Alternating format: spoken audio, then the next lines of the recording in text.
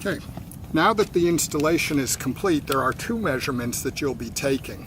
One is the distance from the cord anchor to directly above the hitch ball, and the other is from the center of rotation here, or sort of right from the middle of this metal bracket to this directly above the center of the hitch ball. So in this case, and you can see it's about right here. It is about 5.5 inches there. So that's your cord anchor to hitch ball. And the other one from the center of there to, again, the center of the hitch ball is 9 1/8 of an inch. And remember, you're not measuring at an angle like this. You want the tape level.